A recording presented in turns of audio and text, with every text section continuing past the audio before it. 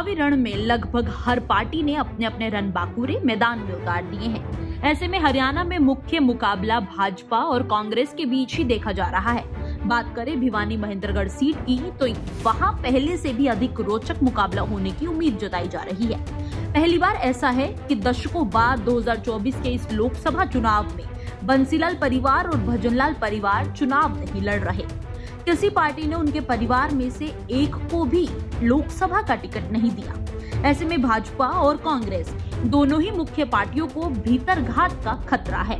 कांग्रेस ने पूर्व सीएम बंसीलाल की पोत्री और एक बार की सांसद श्रुति चौधरी का टिकट काटकर विधायक दान सिंह पर दांव खेला है। तो वही पिछली बार की तरह इस बार भी भाजपा ने धर्मवीर सिंह को टिकट देकर चुनाव को एक तरफा करने की पूरी कोशिश की है। जब तक टिकटों की घोषणा नहीं हुई थी, तब तक ये पूरा कंफर्म माना जा रहा था कि धर्मवीर इस बार भी जीत की हैट्रिक मारेंगे। अपनों से खतरा सिर्फ कांग्रेस को ही नहीं बल्कि भाजपा को भी है। प्रमुख पार्टी भी इसे अछूती नहीं है।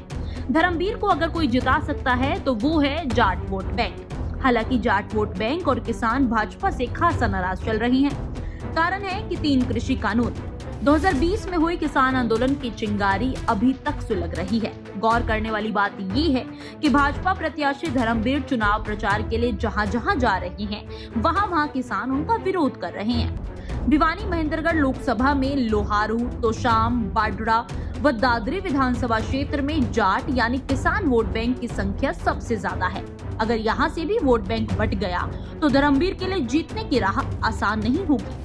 वहीं दूसरी ओर जब भाजपा उम्मीदवार चौधरी धर्मवीर सिंह ने शनिवार को अपना नामांकन पत्र दाखिल किया, तो इस दौरान उनके अजीज और गुरुग्राम लोकसभा सीट से प्रत्याशी राव इंद्रजीत सिंह गायब रहे।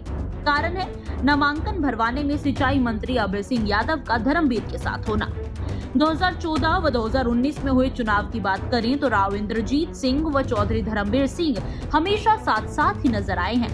पार्टी सूत्रों की माने तो राव इंद्रजीत सिंह व अभय सिंह यादव में 36 का आंकड़ा है। दोनों एक साथ मंच साझा करने में बचते हैं। यही कारण है कि अभय सिंह यादव के आने की सूचना के बाद राव इंद्रजीत सिंह नामांकन में नहीं आए। तीसरा और सबसे अहम कारण ये है कि 2019 के विधानसभा चुनाव के दौरान धर्मवीर सिंह पर ये आरोप लगे थे कि उन्होंने भाजपा प्रत्याशी की चुनाव में मदद न कर दूसरी पार्टी के प्रत्याशी की ओर से इशारा किया था।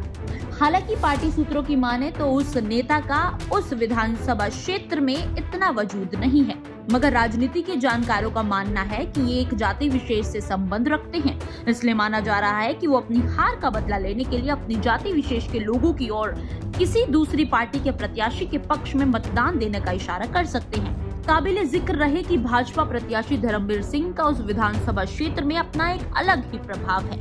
इसलिए ये भी माना जा रहा है कि अगर उक्त नेता अंदर खाते भीतर घात भी करेगा तो धर्मवीर सिंह को इससे काफी ज्यादा फर्क नहीं पड़ने वाला।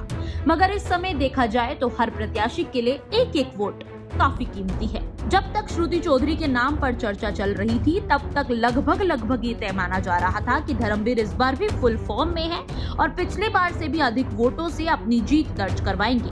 लेकिन जब से कांग्रेस ने भाजपा प्रत्याशी धर्मवीर के दोस्त और क्लासमेट राव दान सिंह को चुनावी मैदान में उतारा है, तब से राजनीतिक गलियारों में ये चर्चा का विषय है कि अब मुकाबला रोहतक से भी अधिक दिलचस्प होने वाला है।